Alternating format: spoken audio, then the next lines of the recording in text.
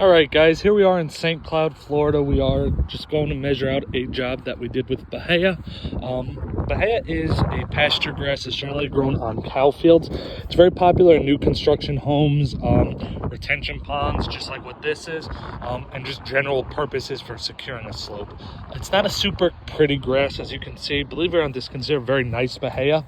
And, it's not like super consistent. You generally get like a lot of choppiness like this, where it's just pieces, and everyone thinks, oh well, you can't buy the cheap stuff, you gotta buy the better stuff.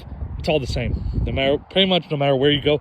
I'd say the best farms, even if you go to the best farms and pay a premium, there's gonna be half pallets, quarter pallets that are just, for lack of a better term, just crappy grass. It's really popular for new builds. We definitely sell the most Bahia, just because, like, for example, the job you guys are looking at now was about 55,000 square feet. So that's probably about 130 pallets, 140 pallets, something like that. And so the numbers that we'll get for these jobs, it's generally very cheap, right? So like the quality, oftentimes when we're going and doing these jobs, it's not as good as if we were doing it for, say, a homeowner. That's really about it. Like, it's not uncommon to get like little overlaps, but a lot of times the contractors are not paying us to make it perfect, right? Like, they mainly care about a decent job. They don't really care so much if it has an overlap here or a gap here. They're mainly doing it just to secure the slope, meaning the main reason that you have grass isn't actually for aesthetics. It's to secure the dirt. So as long as it achieves that goal, most of the time they don't care. And we'll do work for builders, and we'll go there and we just get paid to sod it, but the grade will be atrocious. And unfortunately, as much as we don't like to do it, our scope of work is just to throw the sod down. We do take pride in it, but it's not as much pride as, say, we were doing it for a homeowner. Just because for what we get paid, we really can't. So a typical home uses about 20 pallets on a quarter acre, 18 to 20, depending on depending on the size of the pallets. This job, I want to say, was 130 or 140, something like that. I don't recall off the top of my head.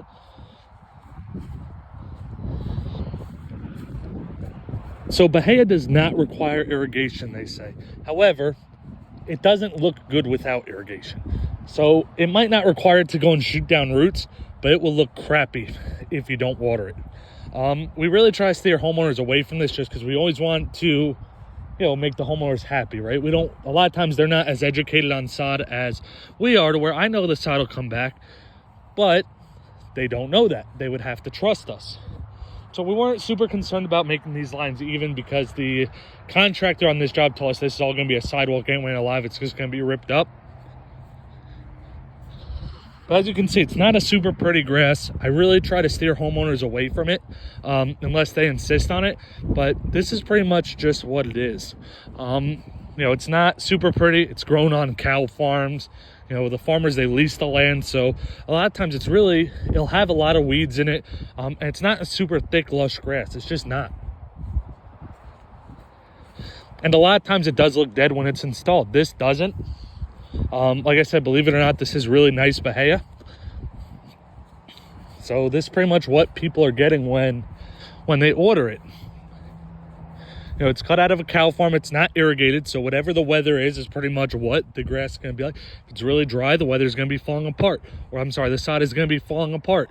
If it's really wet, it's still going to be falling apart. So it's really, kind of, I want to say, a crapshoot. It's hit or miss. But this is pretty much what it is.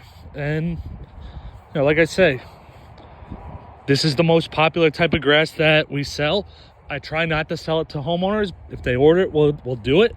But overall, this is what it is. This is all just for a retention pond. Now, it's a pretty big site. I want to say it's going to be a storage units that's going here.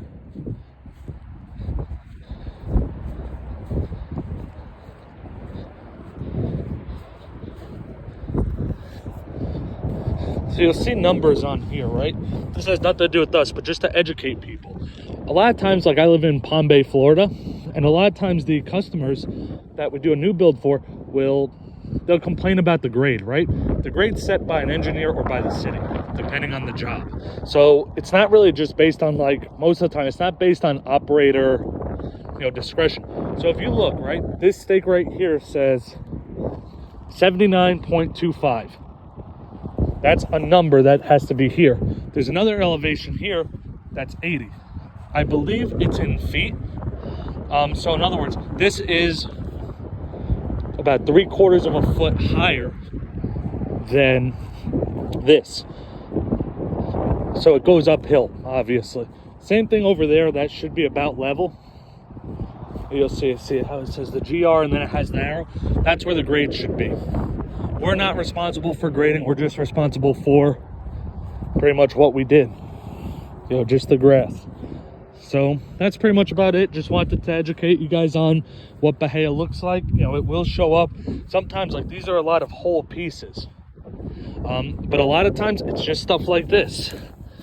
And this would actually not even be that bad. So that's really about it. Sometimes it's just pieces like this.